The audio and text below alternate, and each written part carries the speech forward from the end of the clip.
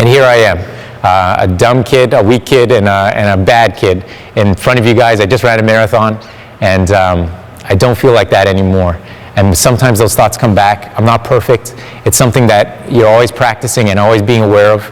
And but here I am presenting to you guys. So without further ado, I'd like to bring up Scott Gallagher, who's my mentor and good friend. And maybe you guys can say hi to him.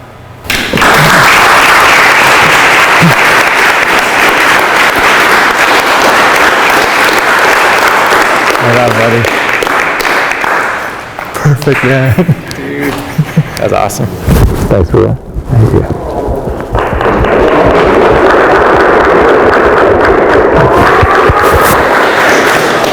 There you go, man.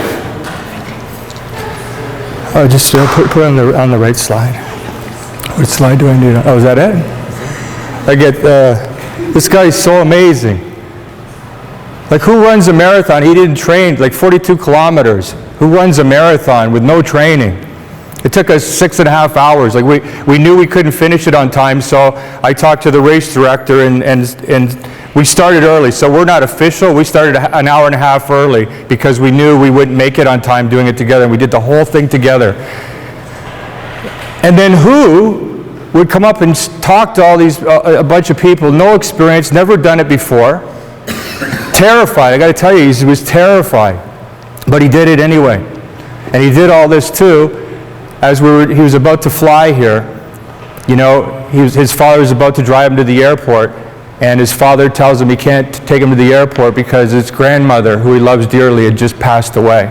So all this going on in his life, right? And I'm just so moved by who you are, you know. Thank you for your love. Thanks for that's what had him do all this, because he just loves you. He doesn't need to know you, he just loves you. So I'm the one that's nervous.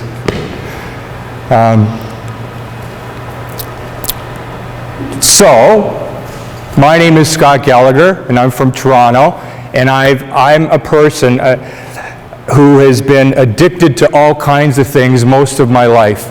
And I'll tell you some of those things. 4 packs of cigarettes a day at one point, more than 25 coffees a day at one time. I've smoked crack cocaine and done cocaine for about 17 years on and off. I'm what many people would label as alcoholic.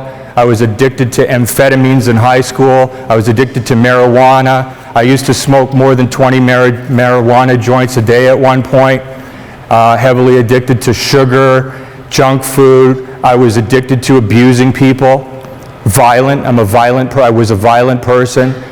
Many other addictions. I was a person who struggled to beat this addiction thing, whatever it might look like, but every time I got free of one addiction, I find myself, if I'm honest with myself, I haven't dealt with whatever this addiction thing is, I've just replaced it with something else. How many of you know people, and we're not judging people, man, I have no right to judge, but maybe who quit smoking and then they got really, like then they became a control freak. Or they quit smoking and then they gained a lot of weight. How many people kind of know people like that, right? It's pretty common. It's part of humanity, in my opinion.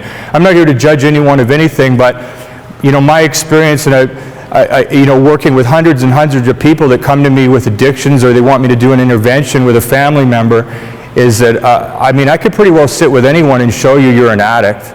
You know, like without judging you, I could just talk to you for a while, and like Mike had no idea that he was codependent. He had no idea that he was addicted to people pleasing. He was just depressed and he didn't understand what it was. And what it was, he was just like, he couldn't say no to anyone. So he was constantly, anytime anyone asked him something, he'd have to say yes. And he's a Christian. So, you know, making it even harder, because what would a good Christian do, right?